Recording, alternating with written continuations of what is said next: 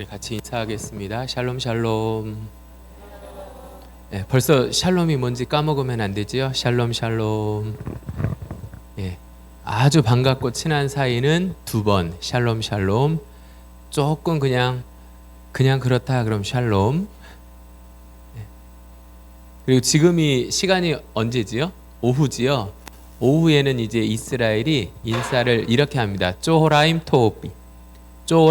쪼라임 토빔 이렇게 해요. 예, 여기 밑에 이제 인사가 있는데 요게 아침 인사예요. 보켈 토브. 예. 어제 제가 토브라는 단어를 썼는데 실수를 했어요. 그래서 토브라는 단어는 이거예요. 예, 토브. 어제 타우 베이트를 썼는데 잘못 썼고 토브는 이렇게 테트 바브 베이트 이렇게 스토브 좋단데 아침 인사는 보켈 토브. 보켈이 아침입니다. 모닝 해서 보켈 토브 하면 아침 인사예요. 그리고 점심 인사는 요거예요. 쪼호라임 토빔. 쪼호라임 토빔. 조금 점심 인사가 길지요. 쪼호라임 토빔. 지금은 이제 점심이니까 쪼호라임 토빔 하고 인사하면 되고요. 그리고 이제 저녁 인사. 굿 이브닝이죠. 굿 이브닝. 옐레브 토브 하면 돼요. 옐레브 토브.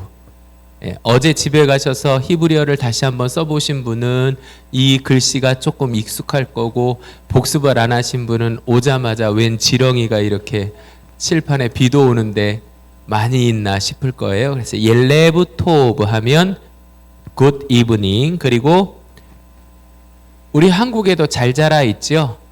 예, 영어로 굿나잇 잘 자라 할 때는 라일라 토브라고 해요. 라일라 토브. 예, 잘 자라 라일라 토브. 예, 이게 이제 네 개 인사입니다. 굿모닝, 굿 애프터눈, 굿 이브닝, 굿나잇 해서 이스라엘도 이렇게 실제로 네 개 인사를 하고요. 요 인사는 뭐냐면요. 마 네쉐마라는 뜻이에요. 마 네쉐마. 이거는 How are you? 잘 지냈니? 이렇게 물어보는 마 네쉐마. 마가 의문사예요. 마가 의문사인데 혹시 말씀해 보면은 아침에 일어났더니 진 주위에 하얀 것이 가득했죠. 그래서 이 사람들이 그걸 뭐라고 불러요? 만나. 예, 만나. 이게 만나가 뭐냐면 이게 뭐냐 이 뜻이거든요. 만. 의문사예요. 그래서 마 네쉐마 하면 잘 지내니? 라고 하는 거. 잘 지냈니? 라는 말이고요. 그러면은 인사로 이렇게 말합니다. 토브 베세델이라고 합니다. 토브 베세델. 이러면 잘 지내, 좋아 이런 뜻입니다. 토브 베세델 하면 잘 지내. 그리고 토발라바 하면 뭐 그냥 매우 감사합니다. 이런 뜻입니다. 매우 감사합니다. 토발라바. 그리고 저 앞에 있는 게 이제 바룩 하셴이라는 말인데요.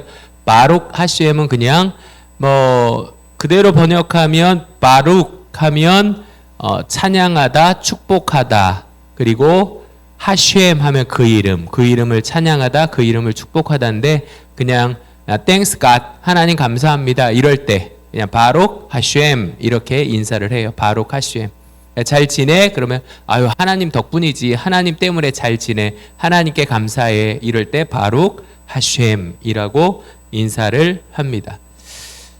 제가 일부러 모음은 안 적었습니다. 그냥 익숙해지라고. 그런데 저희는 못 읽는데 이스라엘 사람들은 그냥 이렇게 자음만 이렇게 해놔도 잘 읽어요. 그냥 익숙하니까 이게. 그래서 우리나라는 모음이 있어야 되는데 잘 읽는다. 이 위에 글자는 뭘까요? 위에 글자는 우리 그냥 스펠링만 한번 읽어볼게요. 쉰, 맴, 아인. 그리고 요드, 쉰, 레쉬, 알렙, 라멧. 요드, 헤이, 바브, 헤이, 알렙, 라멧, 헤이, 요드, 눈. 바브인 것 같은데 바브에 점이 찍혔어요. 이 바브가 그냥 쓰여지면 브 발음이 나고요. 이게 모음이 쓰여질 때가 있어요. 이 바브 위에다가 점을 하나 찍으면 오 발음이 나고 옆에 이렇게 점을 찍으면 우 발음이 나요. 그래서 이거는 우로 읽어요. 이게 이제 그 유명한 신명기 6장 4절 5절 말씀이에요. 쉐마 이스라엘. 들어보셨죠? 들으라 이스라엘아 할 때 쉐마 이스라엘인데 첫째 줄이 쉐마 이스라엘 아도나이 엘로헤누 아도나이 에하드 뜻이에요. 그래서 쉐마 이스라엘, 쉐마는 들어라 명령령이고요. 쉐마 이스라엘, 이스라엘아 들으라. 아도나이 엘로헤누 하면 우리 하나님은 여호와시다. 그러니까 하나님 여호와시니 아도나이 에하드, 하나님은 에하드가 뭐냐면 하나예요. 하나. 한 분이시다. 하나님 여호와는 한 분이시다. 그리고 이제 두 번째 줄이 이제 어떻게 사랑하라라고 하는 거거든요. 그래서 베 아하부타 이게 이제 베 아하부타. 베는 앞에 붙이면 그리고라는 뜻이고요. 아하부타 이거는 뭐냐면 사랑하라 이런 뜻입니다. 에트는 무엇을 아도나이 엘로에카 너의 하나님 여호와를 사랑하라. 그런데 어떻게 사랑하라고 말하냐면 이렇게 나와요. 베콜 라바부카. 그래서 이 레부 하면 마음이라는 뜻이거든요. 레부. 그래서 이렇게 하면 이 베콜 모든 것 안에서 너의 마음을 다해 라는 말인데 모든 마음 안에서 그 다음에 이거는 베콜 네페시카 하면은 내 혼을 다해. 우리 성경에는 마음이라고 되어 있죠. 마음을 다해, 혼을 다해. 그리고 베콜 메오드카 하면 내 힘을 다해서. 세 가지로 마음을 다하고 혼을 다하고 그리고 힘을 다하여서 너의 하나님을 사랑하라. 이게 이제 신명기 6장 4절에서 5절 말씀을 이렇게 한번 히브리어로 해봤습니다. 어제 이제 우리가 배운 게 두 가지 배웠지요. 뭐하고 뭐 배웠어요?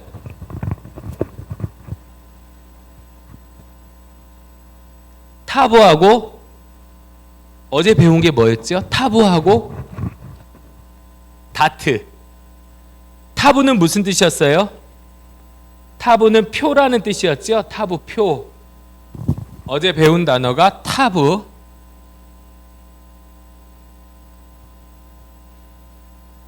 바브, 타우바브, 타부 배웠고요. 그 다음에 다트.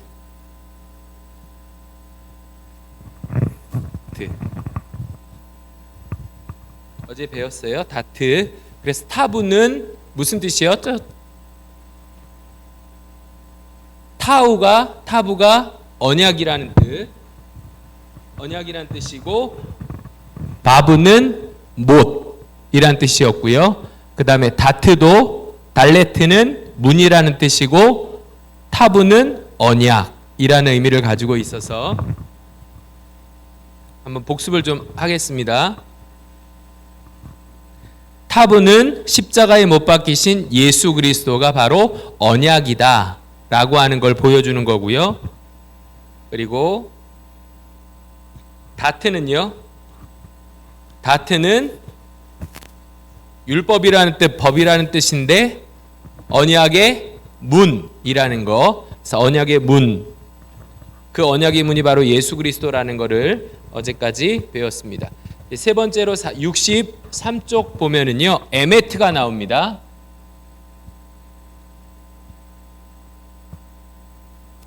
에메트. 어제 잠깐 다뤘었어요. 진리라는 말이죠. 진리라는 말인데 유대 랍비들은요. 진리가 처음과 중간과 마지막이 일정한 것. 이거를 진리라고 설명한다고 말씀을 드렸어요. 그래서 이 에메트라고 하는 단어를 보면 알레프가 히브리어 알파벳의 처음 자고요. 마지막에 나온 타부가 알파벳의 마지막 자고요.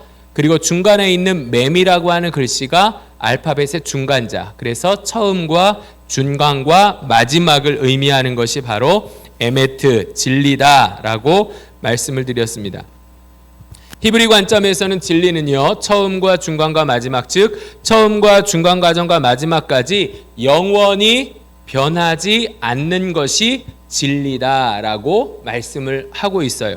영원히 변하지 않는 것이 진리다. 그러면 계시록 1장 8절에 예수님이 이렇게 말씀하시죠. 주 하나님이 이르시되 나는 알파와 오메가다. 알파와 오메가. 알파와 오메가라는 말 자체도요, 헬라어에서, 그리스어에서 알파는 처음이고요, 오메가는 마지막을 의미합니다. 그러니까 하나님이 나는 처음이요 마지막이다, 구약에 말씀한 것처럼 알레프와 타브가 되신다라고 말씀하고 있고, 이제도 있고 전에도 있었고 장차 올 자다.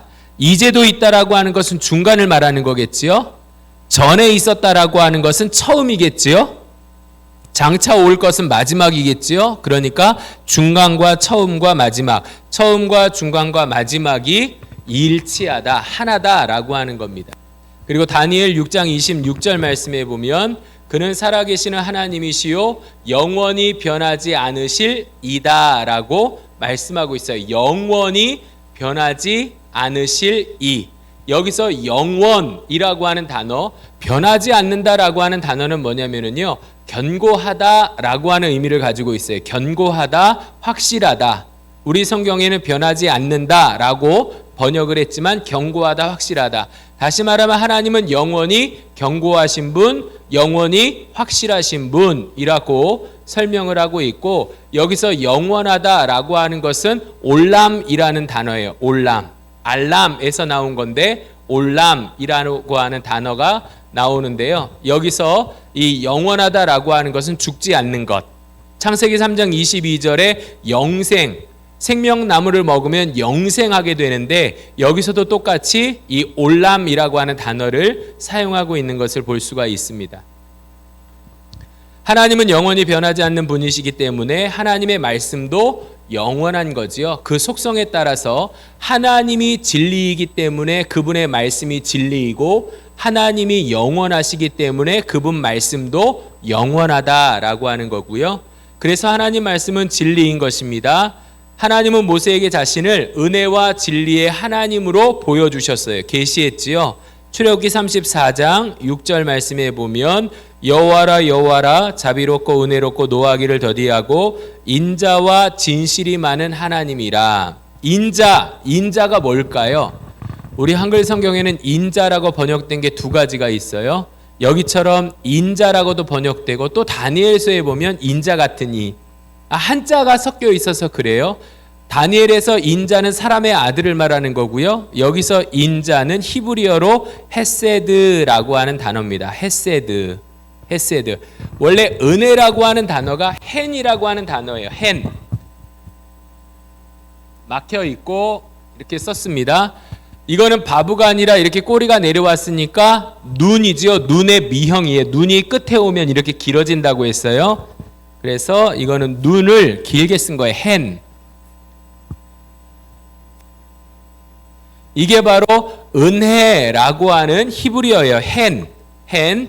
그런데 이 의미는 뭐냐면요, 이 헤트가 가지고 있는 이 단어가 이렇게 둘러 진을 치고 있는 것을 의미하거든요.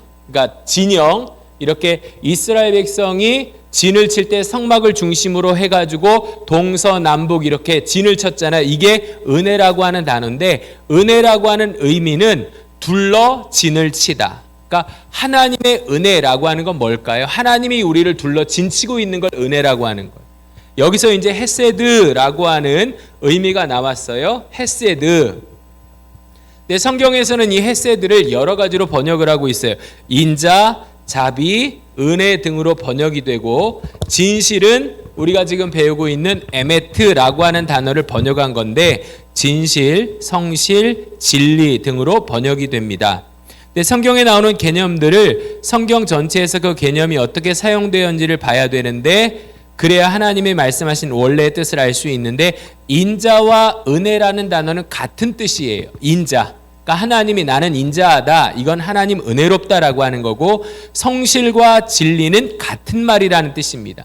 그러니까 우리 한글 성경에는 이렇게 번역이 되어 있지만 히브리어 원문을 보면 같은 단어를 사용하고 있다라고 하는 거고요. 그래서 하나님은 하나님 자신을 은혜와 진리가 많은 하나님으로 선포합니다. 하나님의 성품이 은혜와 진리가 가득하신 분. 그런데 하나님의 아들이신 예수님이 또 뭐라고 이야기해요? 요한복음 1장 14절 말씀해 보니까 말씀이 육신이 되어 우리 가운데 거하심에 우리가 그의 영광을 보니 아버지의 독생자의 영광이요 무엇과 무엇이 충만하다고요? 은혜와 진리가 충만하더라. 그러니까 하나님 아버지도 은혜와 진리의 하나님이시고 독생자 예수님도 은혜와 진리가 충만하신 분이고 그런데 우리에게 오실 성령님 또 다른 보혜사 성령님을 우리에게 보내주신다라고 예수님이 약속하고 계시는데 그 예수님을 요한복음 14장 17절에 뭐라고 말씀하고 있지요? 진리의 영이라고 말씀하고 있어요. 진리의 영. 그럼 하나님도 진리고 예수님도 진리고 성령님도 진리고 그러니까 삼위일체 모두 하나님은 진리의 하나님이시고 에메트 하나님이라는 거예요. 그러면 하나님과 예수님과 성령님의 모든 역사는요. 처음과 중간과 마지막까지 영원히 변하지 않는 진리의 말씀의 역사라고 하는 것을 우리에게 가르쳐 줍니다. 이렇게 에메트를 처음과 중간과 마지막 알파벳으로 조합을 하기도 하지만은요. 상형 문자의 의미가 있어요. 알레프는 하나님, 하나님을 의미하지요. 알레프는. 그리고 mem은 물을 의미합니다. 물. 그리고 타부는 언약을 의미한다라고 했어요. 타부는 언약. 그러면 알레프는 하나님을 의미하고 mem은 물을 의미하고 타부는 언약을 의미하는데 이거를 풀어보면 어떻게 될까요? 하나님의 언약의 물이라고 하는 단어가 돼요. 이 진리 에메트를 풀면 하나님의 언약의 물. 그리고 이 언약의 물은 어떤 물일까요? 바로 생명수를 말하는 거지요. 생명의 물, 생명수를 가리킨다. 성경은요, 창세기부터 요한계시록까지 강이 흐르고 있습니다. 강이 흐르고 있어요. 어떤 강이 흐를까요? 바로 생명수의 강, 생명의 물, 언약의 물, 생명수가 흐르는 것을 볼 수가 있습니다. 그래서 이 물을 말씀으로 많이 이야기해요. 물에 대해서 성경 구절은 말씀, 진리라고 말하고 있는데 시편 119편 43절 보니까 진리의 말씀이 그래서 말씀을 진리라고 이야기하지요. 그래서 이 말씀 진리 그리고 요한복음 17장 17절에도 아버지의 말씀은 진리입니다. 그래서 예수님과 하나님과 성령님 모두 다 진리의 하나님으로 계시되었고 진리의 하나님 말씀 또한 진리다. 그리고 성경에서 하나님과 예수님 우리에게 주시는 물은 바로 말씀을 상징한다라고 말씀을 드렸습니다. 신명기 32장 2절 보면 내 교훈은 비처럼 내리고 내 말은 이슬처럼 맺히나니 여기서 교훈, 비가 마샬이라는 뜻이고요. 내 말은 이슬처럼 맺힌다라고 했는데 이 이슬이라고 번역된 부분들이 조금 이렇게 샤일이라고 하는 거 이건 뭐냐면 소나기를 말해요. 소나기. 우리 성경에는 이슬이라고 번역이 됐지만 실제로는 소나기를 말합니다. 소나기. 그래서 하나님의 말씀은 비처럼 또 그분의 말씀은 소나기처럼 이렇게 내리는 것으로 묘사를 하고 있고요. 이사야 55장에 보면 비와 눈 그리고 대꾸법이지요. 비와 눈이 무엇을 상징합니까? 내 입에서 나가는 말. 다시 말하면 하나님의 말씀. 물은 하나님의 말씀을 상징한다. 그래서 하늘에서 내리는 물인 비, 눈, 이슬은 하나님의 말씀을 상징하고 사도들은 하늘에서 내리는 진리의 물로 제자들을 양육했습니다. 그리고 창세기 1장에 보면 이것에 대해서 잘 설명하고 있는데요. 창세기 1장에 보면 하나님께서 둘째 날, 첫째 날은 빛을 창조하시지요. 첫째 날 창조하신 그 빛은 우리가 생각하는 그 이 빛이 아닙니다. 이 우리가 보는 이 빛, 태양, 달, 별, 이 빛은 4일째 창조하시는 거예요. 그러면 첫째 날 창조하신 이 빛은 뭘까요? 이 빛, 바로 예수 그리스도의 그 빛, 광채, 모든 뭐라고 할까요? 모든 것의 기초가 되는 빛, 기초가 되는 빛. 우리 가장 작은 걸 뭐라고 해요? 원소? 원자. 세포보다 더 작은 거, 세포를 구성하고 있는 모든 것들을 끊임없이 파헤치면 나중에 뭐만 남냐면 원자가 남잖아요. 원자. 그런데 이 원자가 뭘로 구성되어 있냐면 플러스와 마이너스로 구성되어 있어요. 플러스와 마이너스가 구성됐다라는 건 그게 뭘까요? 빛이라는 거거든요. 플러스와 마이너스가 만나면 빛이 나요. 그러니까 결국 이 원래의 빛, 이거를 말하고 있고, 그런데 이제 두 번째 날 하나님께서 물을 나누시는데 궁창 아래의 물과 궁창 위의 물로 나누시고 궁창을 하늘이라고 부르시는 장면이 나옵니다. 근데 물을 히브리어로 마임이라고 해요. 마임. 그런데 하늘을 뭐라고 하냐면 샤마임이라고 해요. 창세기 1장 1절에도 하나님이 하늘들을 만드셨다라고 할 때 샤마임이란 단어가 등장하는데, 샤마임과 마임이 동일하게 들어가고요. 앞에 쉰을 붙이면 샤마임이 됩니다. 근데 이 쉰은 뭘 말하냐면 전능하신 하나님을 의미하거든요. 그러니까 이 샤마임은 뭐냐면 하나님의 물을 말하는 거죠. 하늘은 하나님의 물, 땅은 그냥 물. 그리고 특별히 성경을 보면 이 물, 하늘 위의 물과 땅의 물은요, 서로 마주보고 있고 서로를 보여주고 있어요. 그래서 모형과 그림자로 히브리서 8장 5절에 우리에게 설명해주고 있는 것을 볼 수가 있습니다. 그리고 모세도 성막을 만드는데 무엇을 보고 성막을 만들까요? 하나님이 보여주시는 하늘의 모형을 보고 그대로 이 땅 가운데서 성막을 만드는 것을 볼 수가 있습니다. 그래서 이 샤마임, 하나님의 물을 의미하는데 하늘은 하나님의 진리의 말씀을 의미합니다. 그래서 이 하늘의 물은 창세기 2장에 보면 2장 10절 말씀, 강이 에덴에서 흘러나와 라는 말이 나옵니다. 에덴은 그냥 하나의 동산, 뭐 이렇게 뭘까요? 놀이동산이라고 생각하시면 안 되고요. 에덴은 성소예요. 성소.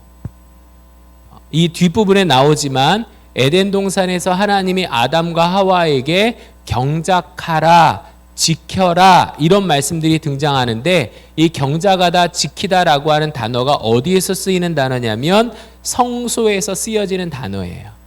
그러면 에덴이라고 하는 것은 우리가 그냥 흔히 생각하는 어떤 놀이동산의 의미가 아니고 에덴은 성소라는 의미죠. 그러면 잘 보세요. 강이 어디에서부터 흘러나오는 거예요? 성소에서부터 흘러나오는 거지요. 그럼 이 말씀을 딱 보면 어떤 말씀이 생각나요? 에스겔 47장에 뭐가 나와요? 물이 흘러나오지요. 그런데 그 물이 어디서 흘러나와요? 성소에서요. 일치가 되는 거지요. 지금 창세기 2장에 있는 이 강이 에덴에서 흘러나와서 온 땅을 적시더라 이 말씀과 에스겔 47장의 그 강이 문지방에서 나오는데 성전 그 문지방에서 강이 흘러나와서 점점점 깊어져서 강이 되고 모든 것을 살리는 그 강이 되는 거예요. 그런데 이것이 또 요한계시록 22장 1절에도 또 등장합니다. 생명수의 강이 흐르는데 그 강이 어디서 나와요? 하나님과 및 어린 양의 보좌로부터. 거기서 물이 흘러나오는 게, 그게 어딜까요? 성소잖아요. 그러니까 동일하게 창세기, 에스겔, 그리고 요한계시록에서 이 하나님의 물이 흘러나오는데 성소에서 흘러나오는 것을 우리에게 보여주고 있습니다. 그래서 에덴에서 흘러나온 강이 동산을 적시고 4개의 강이 되는데, 여기서 사라고 하는 것은 동서남북을 의미하고 있고 온 땅을 의미하고 있다. 그래서 이 4개의 강이 하나님께서 에덴의 강을 온 땅으로 흐르게 하신 건데, 이것이 사도행전 1장 8절에 예수님이 제자들에게 오직 성령이 너희에게 임하시면 너희가 권능을 받고 예루살렘과 온 유대와 사마리아와 땅끝까지 이르러, 이 말씀과 그대로 적용이 됩니다. 그래서 에덴에서부터 출발해가지고 온 땅에 하나님의 말씀이 흘러가는 것처럼 이제 성령이 임하시면 너희가 복음을 들고 생명의 말씀을 들고 땅끝까지 이르러서 내 증인이 되라 하시는 말씀과 연결이 돼요. 그리고 이 생명수는 광야에서 출애굽한 이스라엘 백성들에게 주어지는 것을 볼 수가 있습니다. 그런데 그들이 물이 없을 때 하나님은요, 반석에서 물을 내요. 반석. 이 반석이라는 말이요,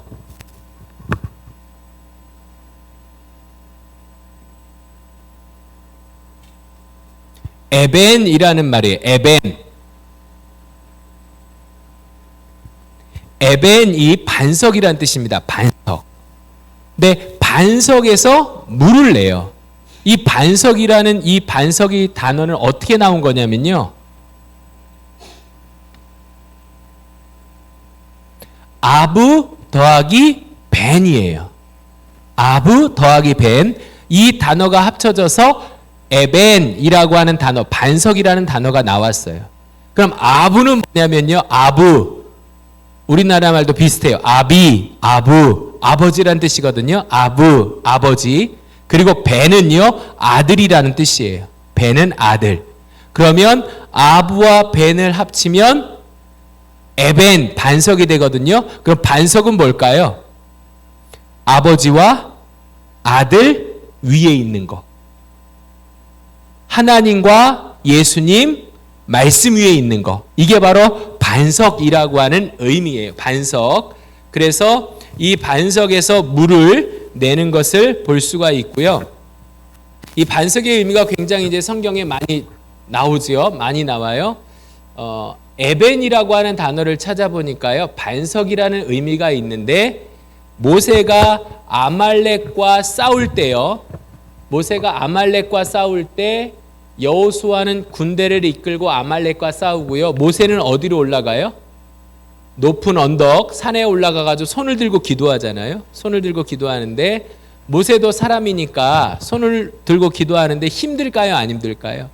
힘들잖아요. 그러니까 손이 내려와요. 손이 내려오면 어떻게 해요? 여호수아가 전쟁에서 막 지는 거예요. 그리고 다시 손을 올리면 막 이기는 거예요. 이걸 누가 봐요? 옆에 있는 아론과 훌이 보는 거예요. 그러니까 생각을 해보는 거예요. 모세의 손이 내려오면 전쟁에서 지고 올라가면 이기네. 그럼 어떻게 할까요? 계속 들고 있게 해야 되잖아요. 그래서 아론과 훌이 어떻게 해요? 돌을 하나 가져다가 모세에게 앉히고 그 다음 양 옆에서 팔을 붙들고 있는 거예요. 그런데 놀랍게도 모세가 앉은 돌이 에벤이에요. 반석이라는 의미예요.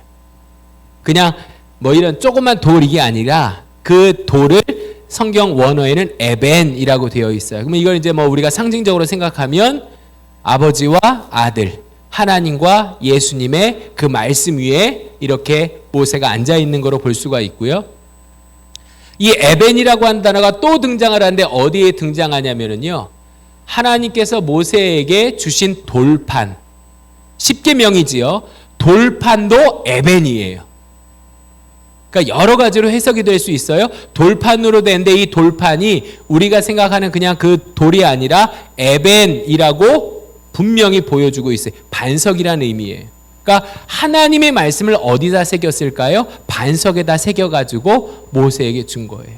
근데 처음 반석은 어떻게 돼요? 있을까요? 없을까요? 없어요. 모세가 깨뜨려 버렸잖아요. 모세가 깨뜨려서 없고, 그 다음은요, 처음 십계명은 돌판을 하나님이 직접 깎아서 모세에게 주십니다. 맞죠? 하나님이 돌판을 처음은 깎아서 모세에게 줘요. 그런데 두 번째, 돌판 깨뜨린 모세에게 하나님이 뭐라고 명령하시냐면 처음과 같이 깎아가지고 올라와라 하고 말씀해요. 새기는 건 하나님이 말씀을 새겨주셨지만 두 번째 돌판은 모세가 반석을 깎아가지고 가지고 오는 것을 볼 수가 있어요. 그리고 또 에벤을 찾아보니까요, 출애굽기에 이렇게 돌판이라고 번역이 되었는데 놀라운 것은요, 성막을 만들 때 보석을 사용하잖아요. 그런데 그 보석도 에벤이라고 해요. 그 보석들도 에벤이라고 히브리어를 에벤으로 써요. 보석. 그러니까 여러 가지 보석으로 성막을 만드는데 거기에도 반석이 들어가고 있다라고 하는 거. 신명기 32장 4절에 그는 반석이시니 해서 하나님을 반석이라고 말씀하고 있고요. 그리고 그 반석은 정의롭고 진실하고, 여기서 진실이라고 하는 것은 에무나라고 하는 것인데 아만에서 파생된 거예요. 아만. 우리가 알고 있는 것 진실하다. 아멘. 아멘이라는 말이 진실합니다. 진실합니다. 이 의미거든요. 보통 우리 기도 끝날 때 아멘 그대로 이루어지기를 원합니다 라고 이렇게 말하기도 하지만 아만이라고 하는 건 진실이라는 의미예요. 그래서 예수님이 진실로 진실로 라고 강조할 때 이 헬라어 성경을 보면 아멘 아멘 이렇게 2번 반복되어져 있는 것을 볼 수가 있습니다. 하나님은 이스라엘에게 생수를 공급하신 진리의 반석이시다. 그리고 신명기 32장 15절에 이스라엘을 구원하신 반석이 바로 하나님이고 이스라엘을 애굽에서 구원하신 분은 바로 유월절 어린 양이신 예수님인 것을 볼 수가 있지요. 그래서 반석이신 예수님께서 이스라엘 백성에게 물을 먹이신 것처럼 신약에서도 예수님은 우리에게 생수의 근원이 되신다. 사도 바울은 고린도전서에서 그 반석을 예수 그리스도라고 분명히 말씀하고 있습니다. 그리고 예수님도 누구든지 목마르거든 내게로 와서 마시라. 나를 믿는 자는 성경의 이름과 같이 그 배에서 생수의 강이 흘러 나오리라 하시니 이는 그를 믿는 자들이 받을 성령을 가리킨 것이다 라고 설명을 해주고 있습니다. 배에서 생수의 강이 흘러나올 것이라고 하는 것은 바로 우리 안에 거하실 성령님을 말씀하시고요. 성령님은 아까 뭐라고 말했지요? 진리의 영. 하나님이 진리고 예수님이 진리이고 성령님이 진리인 것처럼 성령님은 진리의 영으로 우리에게 예수님의 말씀, 진리이신 예수님의 말씀을 가르쳐 주시는 분이다. 그래서 예수님 말씀하신 생수는 무엇일까요? 성령님이 가르쳐 주시는 예수님의 말씀을 의미하는 겁니다. 요한복음 18장 37절에 진리에 대하여 증언하려 함이로다. 예수님이 이 땅에 오신 것은요, 진리를 증언하기 위함이다 라고 말씀하고 있어요. 진리를 의미하는 에메티의 단어는 진리가 하나님께서 우리에게 주시는 언약의 물 생명수라는 것을 말씀하고 있고요. 사람이 이 생명수, 언약의 물, 다시 말하면 예수님의 말씀을 듣고 순종해야만 하나님께서 우리에게 언약하신 하나님 나라에서 영생, 생명나무를 먹으면 영생하는 것처럼요. 하나님께서 우리에게 언약하신 그 말씀, 예수님의 말씀을 듣고 순종해야만 영생할 수 있음을 우리에게 말씀해 주고 있어요. 그래서 요한복음 5장 24절 우리가 잘 알고 있는 말씀을 보면 내 말을 듣고 또 나 보내신 이를 믿는 자는 영생을 얻었고 라고 설명하고 있는 겁니다.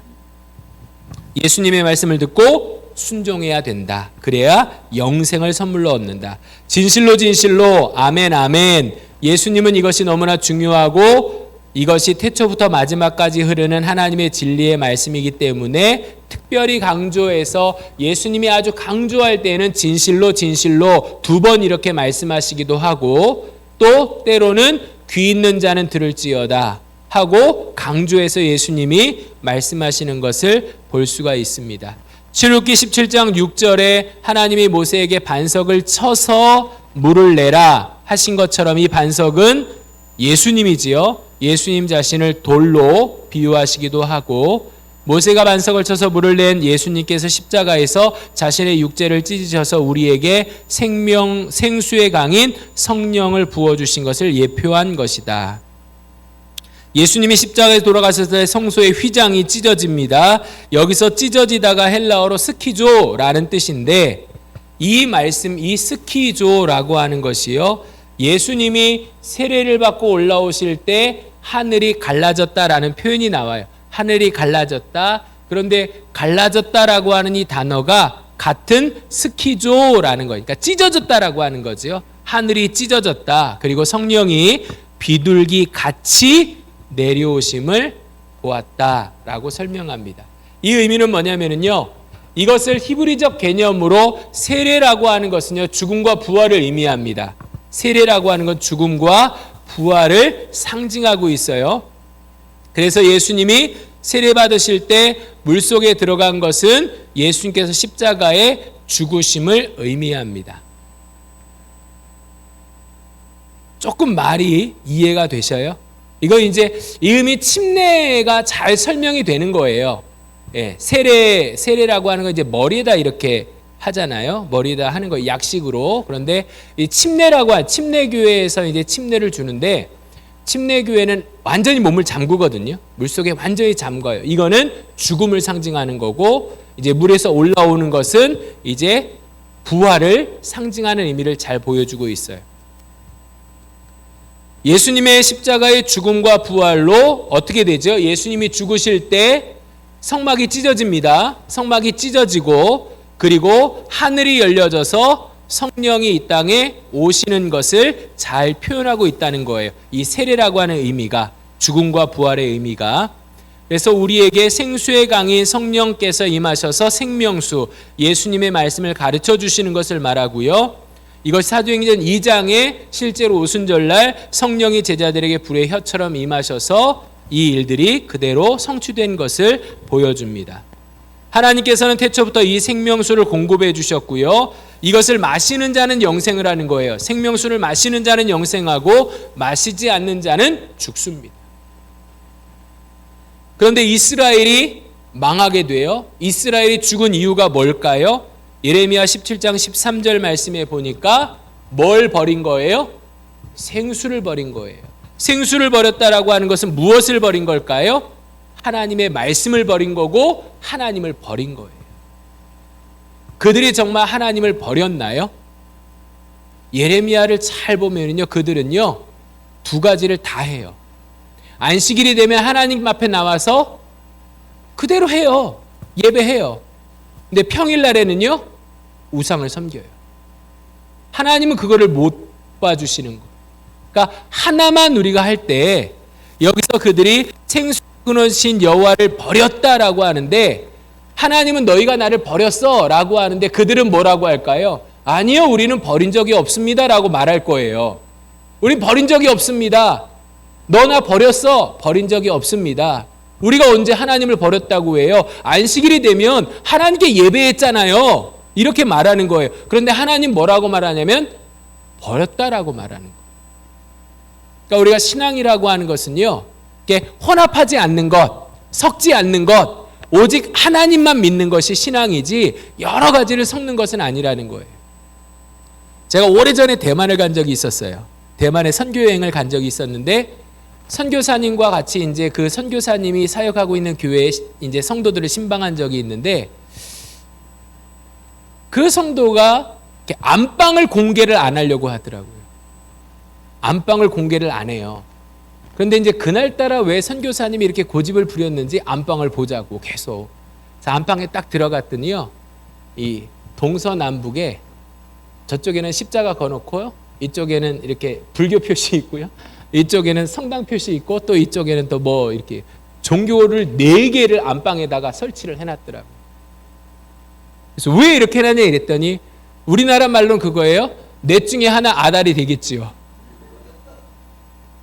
참 그게 어리석은 거거든요. 하나님은 그런 걸 제일 싫어하잖아요. 딱 한 분, 한 분이신 하나님만을 딱 의지해야 되는데 이렇게 여러 개, 이 중에 하나 아달이 되겠지.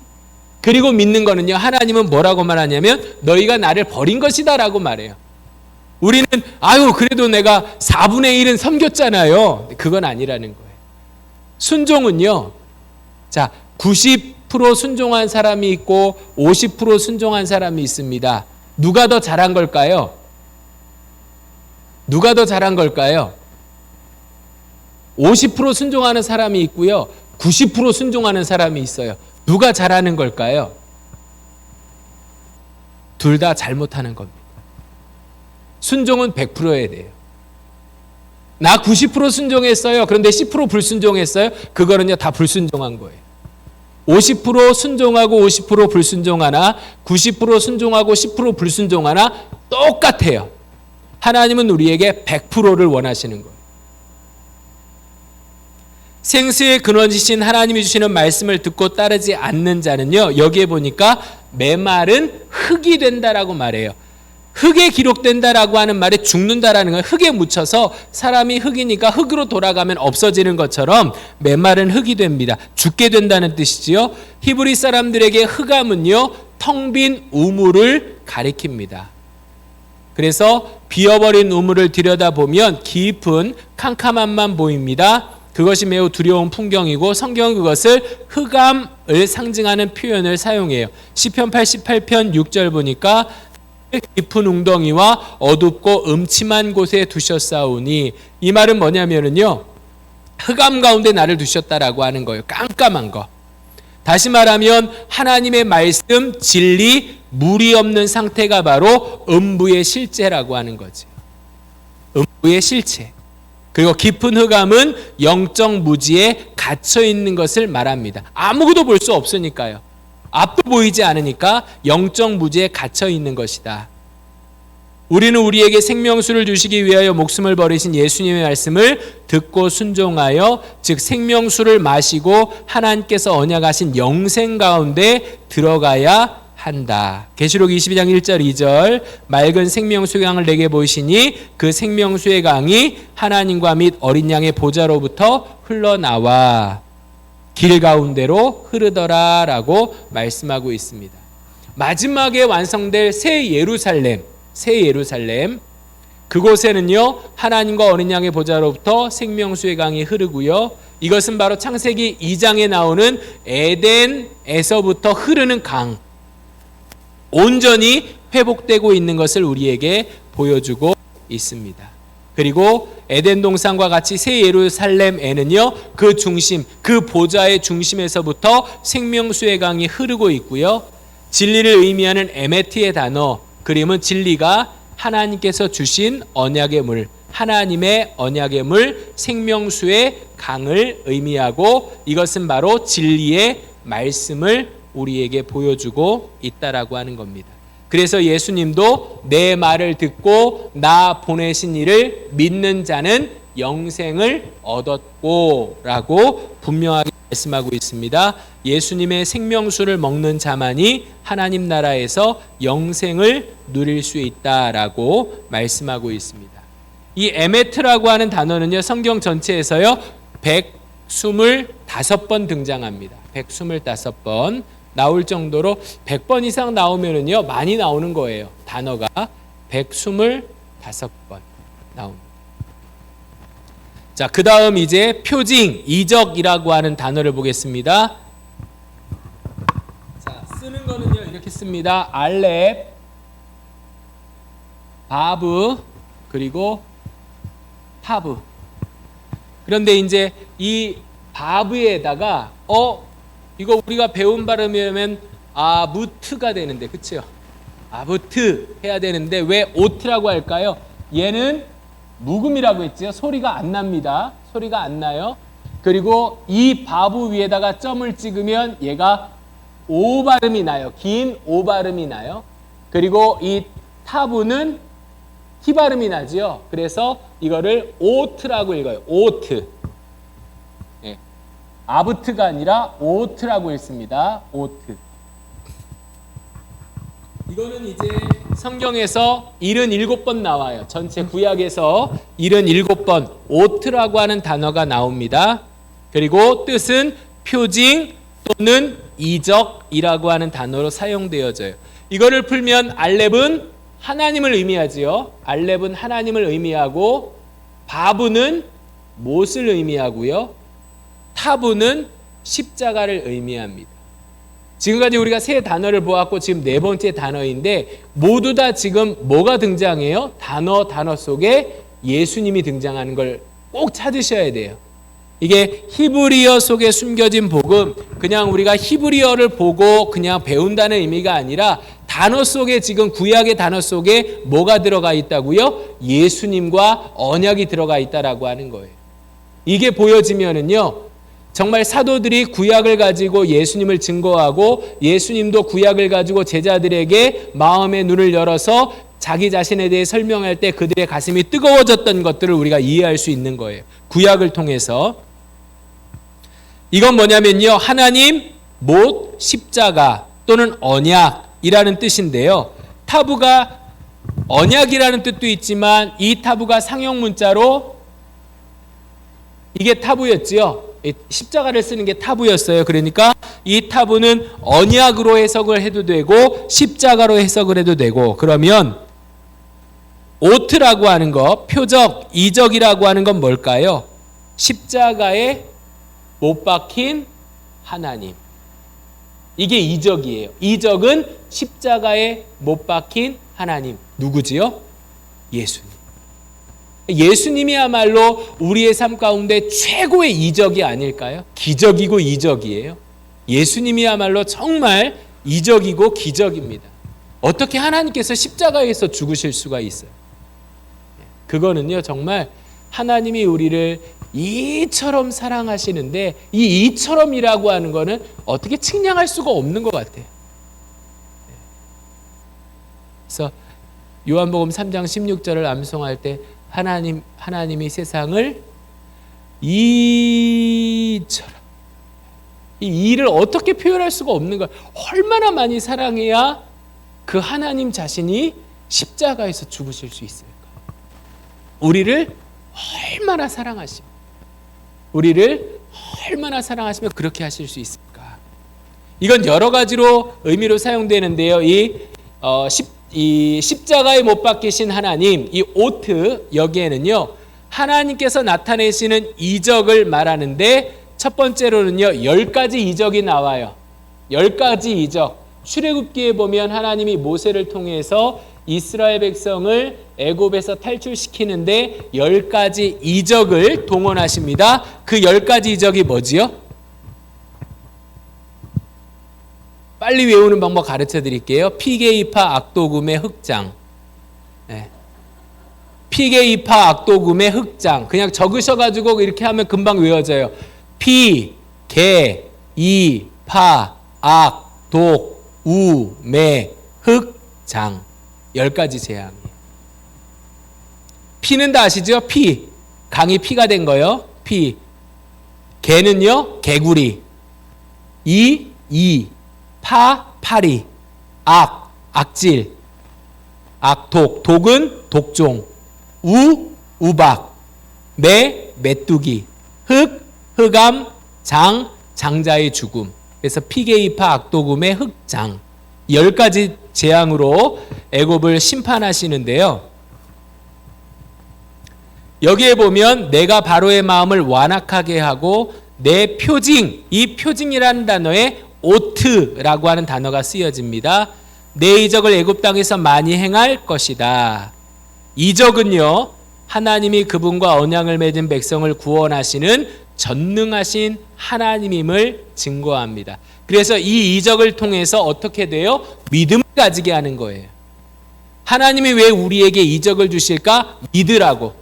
하나님이 전능하신 하나님임을 우리에게 보여줘서 하나님을 믿으라고 이적과 표적을 보여주십니다. 모세와 아론이 하나님께서 명령하신 이적을 이스라엘 백성들 앞에 행했을 때 어떻게 했어요? 그들이 하나님임을 믿었더라라고 되어 있어요. 백성이 믿으며, 여기도 마찬가지로 이적의 오트, 표징들, 복수로 되어 있어요. 이적들을 행하니 백성이 믿었다라고 되어 있습니다. 그런데 놀랍게도요, 신약에서는 이것이 이적이라는 단어가 세메이온이라는 단어예요. 헬라어 세메이온. 이것을 요한복음에 가장 많이 쓰고 있어요. 세메이온이라는 거. 기적이라는 단어가 또 하나가 나오는데 마태, 마가, 누가는 이 기적이라고 하는 단어를 사용하는데 요한복음은 특별히 이 이적을 세메이온이라고 하는 단어를 사용해요. 이것은 뭐냐면 번역을 보면 조금 달라요. 그래서 요한복음에는 표적이라고 되어 있어요. 표적. 이적과 표적은 조금 달라요. 그냥 기적과 표적은 조금 달라요. 그래서 요한복음은 예수님의 표적 다음에 항상 설명을 하고 있지요.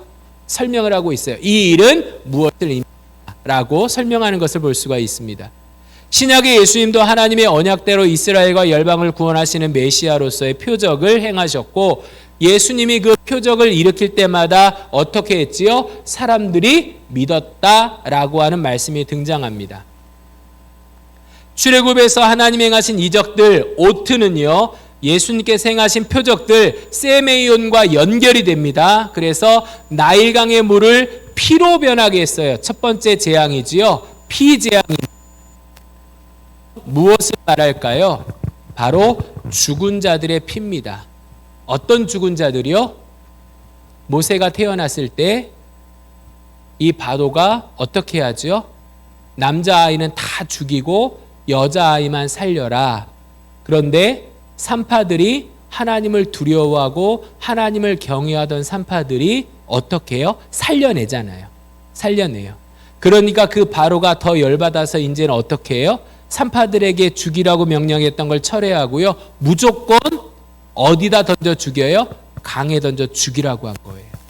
그거에 대한 심판이 첫 번째 재앙, 나일강의 물을 피로 바꾸게 했다라고 하는 거예요.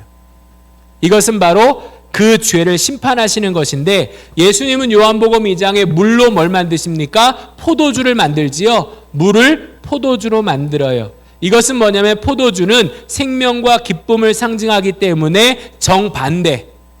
모세의 만든 것은 심판을 의미한다면 예수님이 물을 포도주로 만든 것은 생명과 기쁨을 상징하는 것을 볼 수가 있습니다. 이것은 마지막 때 죽은 자들의 부활과 하나님 나라에서 누리는 기쁨을 우리에게 보여주고 있습니다. 광야에서 모세는요, 하늘에서 내리는 만나를 먹입니다. 하나님이 만나를 먹여주시지요. 그런데 예수님은 오병이어의 기적으로 많은 사람들을 먹이고 남깁니다. 이 이적을 행한 후에 자신을 예수님 뭐라고 하냐면 생명의 떡이다. 나는 생명의 떡이다 라고 말씀하고 계셔요. 이것은 예수님이 말씀이 육신이 되신 분이고, 그러므로 예수님께서 우리에게 주시는 생명의 떡은 무엇을 말할까요? 예수님의 말씀을 의미합니다. 예수님의 말씀. 예수님의 몸, 예수님의 생명의 떡을 먹을 때, 다시 말하면 예수님의 말씀을 들을 때 우리는 영생을 얻는다라고 말씀하고 있습니다.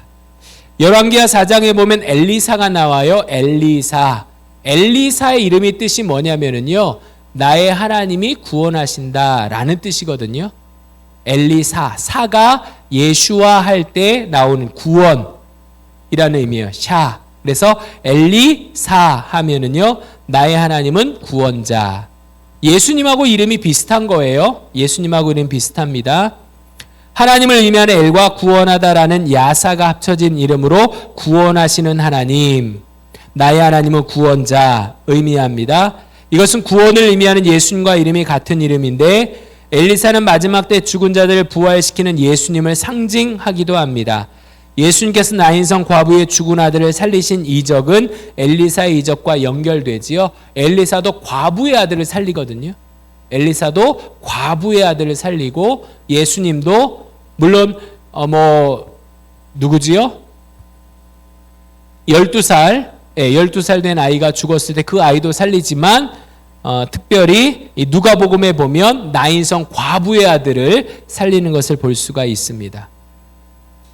그래서 우리가 성경에 나오는 이 이적들, 표적들을 보면 이 구약과 신약이 연결되는 것을 볼 수가 있어요. 율법과 선지서가 예수님을 증거하기 때문에 구약의 이적들은 모두 다 예수님을 가리키고 있다라고 봅니다. 이 이적은요, 하나님을 증거하는 거예요. 그래서 이적을 보고 하나님을 믿는 자들은 구원을 받습니다. 예를 들어서 민수기 21장에 보면은요, 그들이 원망하고 불평해서 하나님이 무엇을 보냅니까? 불뱀을 보내지요. 불뱀을 보내요. 그래서 사람들에게 그 불뱀이 사람들을 물어요.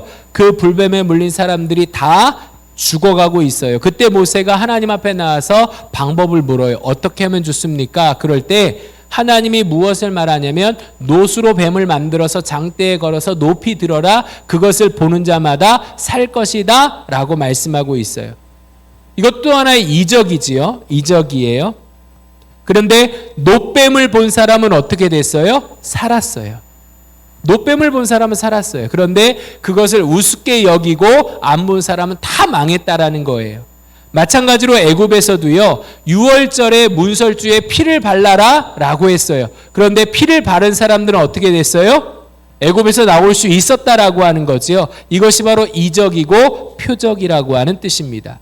하나님의 이적은요, 십자가에 못 박히신 예수님을 가리킵니다. 그리고 그분을 보고 믿는 자들은 구원과 영생을 얻게 된다. 또 하나는 뭐냐면 이 라합이라고 하는 이야기를 해주고 있습니다. 여리고성을 함락시킬 때 라합의 가족이 구원받기 위해서 창문에다가 붉은 줄을 내려요. 붉은 줄을 내리라고 해서 그대로 하지요. 이 붉은 줄은 바로 예수님이 십자가에서 흘리신 붉은 보혈을 상징합니다. 그리고 이 붉은 줄은 유월절을 떠올리게 하는 거예요. 유월절.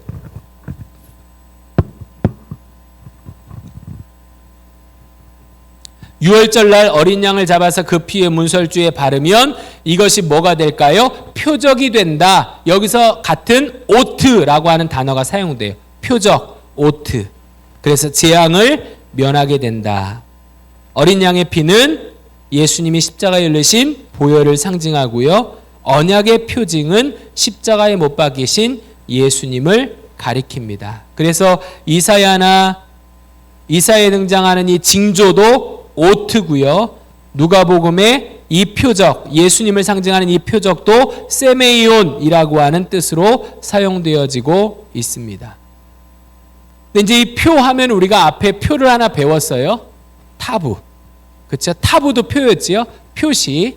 그리고 오트도 표시예요. 근데 재미난 건 뭐냐면요. 가인과 아벨의 이야기에서 가인이 하나님 앞에서 쫓겨날 때 하나님이 가인에게 표를 주시는데 그 표는요, 타부가 아닙니다. 타부가 아니에요. 그 표는요, 오트라고 되어 있어요.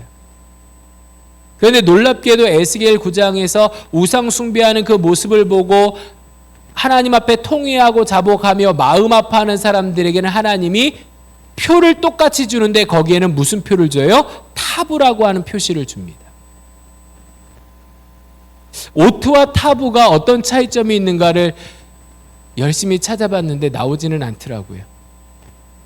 어떤 표시일까? 과연 오트와 타부는 같은 표시라는 뜻인데 어떠한 의미가 있을까? 굉장히 궁금하기는 한데요. 차이점은 나오지 않더라고요. 아마 어떠한 차이는 있을 것 같은 느낌은 들어요. 가인에게 준 표와 그리고 하나님을 향해서 애통하는 자에게 준 표는 분명히 다를 거예요. 같은 표지만. 왜냐하면 계시록에 보면 하나님의 입맞은 자가 나오고 짐승의 표가 나오잖아요. 분명히 다를 거거든요. 같은 이는 아닐 거거든요. 666이라고 하는 짐승의 표와 그리고 하나님의 이는 분명히 다르듯이 가인에게 준 이 표, 오트와 에스겔에 나오는 애통하는 자들에게 주시는 이 타부는 분명히 다른 것처럼 다를 것 같아요. 여기도 이제 등장을 하지요. 짐승의 이름 666이 등장합니다. 마지막 때 짐승의 권세가 일어나는데 짐승의 우상에 경배하지 않으면 죽게 되고 짐승의 표를 손이나 이마에 받지 않으면 매매를 할 수 없게 된다. 그래서 짐승의 표는 666. 그리고 막 666에 대해서 막 이렇게 많은 이야기들을 많이 하십니다. 네, 재미난 걸 하나 가르쳐 드릴게요. 어떤 사본, 제가 지금 어떤 사본이라고 하는 건 뭐냐면 우리가 성경을 보는 우리 한글 성경이 중국에서 번역이 된 거예요. 중국어 성경을 번역한 거고 중국어 성경은 영어 성경을 번역한 거고 영어는 독일어 성경을 번역한 거고 독일어 성경은 라틴어를 번역한 거고 라틴어는 이제 70인역이라 이러한 불가타를 번역한 거고 또 이렇게 해서 번역됐다고 말씀을 드렸어요. 나중에 어떤 번역의 역사를 공부해 보시면 재미있는데 그렇게 번역이 되고 번역이 되고 번역이 되고 번역이 된 것은 이제 대다수 사본이라고 하는 거예요. 지금 저기 액자에 있는 것도 사본이거든요. 저것도 하나의 사본이라고 말씀드렸잖아요. 그런데 이 사본이 굉장히 많아요. 사본이 굉장히 많아요. 몇 개 정도가 될까요? 지금까지 발견된 사본이 5,000개가 넘습니다. 5,000개가 넘어요. 이게 어마어마한 거예요. 이 사본이 많으면 많을수록 그 글은 신뢰할 수 있다라고 사본학자들은 말을 해요. 예를 들어서 우리가 알고 있는 일리아드라고 하는 이 고대 이야기가 나와요. 그리스, 로마 신화 같은 이러한 이 책, 일리아드라고 하는 책은 사본이 제가 알기로는 10개가 되지 않아요. 이 전 세계에서 이 발견된 사본이 10개가 안 돼요. 그럼에도 불구하고 일리아드를 사람들이 막 실제 역사로 믿거든요. 사본이 10개밖에 안 되는데 그 일리아드에 나온 역사를 실제 역사로 믿어요. 그러면 성경은 사본이 5,000개가 넘는데 진짜일까요? 가짜일까요? 진짜라고 하는 거예요. 성경은 내용이. 근데 사본이 5,000개인데 그 중에 이제 대다수 사본이라는 게 있고 우리가 성경을 보면 밑에 이제 작은 각주 달고 어떤 사본에는 뭐뭐 이렇게 나오는 건 혹시 찾아보셨어요? 어떤 사본, 그 어떤 사본이 이제 이 작은 사본을 대다수가 아니라 이제 몇몇 사본을 말하는데 재미난 것은요. 몇몇 사본에는 이 666이라고 안 나오고 616이라고 나와요. 그러니까 우리가 알고 있는 것처럼 666 이게 실제로 666인지 어떤 사본에는 616으로 등장을 하거든요. 그러니까 너무 666 이 숫자에 이렇게 막 뭐라고 할까요? 깊게 빠질 필요는 없다라고 하는 정확한 숫자가 아니에요. 666이라고 했다가 616이라고도 했다가 사본마다 달라요. 그게 숫자가. 근데 이제 어떤 분들은 이렇게 666, 6은 불완전한 숫자. 그래서 6이 3개 겹쳤으니까 마귀의 수, 막 이렇게까지 막 해요. 근데 그냥 성경은 사람의 수라고 나와 있어요. 그래서 적그리스도라고 나와 있죠. 휴게소에 가시면 음료수가 하나 있습니다. 스포츠 음료수. 스포츠 음료. 거기에요. 이런 표시 있는 음료수 보셨어요? 음료수예요. 음료수 이렇게 캔인데 캔이에요. 그런데 이런 표시가 있는 음료수가 있어요. 휴게소에 가시면. 이게 뭔 것 같아요? 이거 노골적으로 이 스포츠 회사에서 이 음료수를 만들어낸 거예요. 이게 뭘까요? 히브리어 글자예요. 힌트. 그럼 뭐예요? 바브. 3개를 바브를 3개를 썼어요. 바브가 숫자 값이 몇이지요? 6. 이 음료수 이름이 666이에요. 모르겠어요. 이게 성경에 666이 나오니까 이걸 이용해 가지고 막 팔아먹으려고 이렇게 만들었는지 모르겠지만 이 회사가 이 음료수 666이라고 하는 음료수를 만들어요. 자기들은 이제 바브를 쓴 건데 이거를 해석해 보니까 바브가 숫자 값이 6이잖아요. 그래서 666이 이렇게 나오더라고요. 짐승의 표가 있고 하나님의 표가 있듯이 이렇게 다르다라고 하는 거고요. 그래서 이 짐승의 표를 받으면 매매할 수 없게 된다.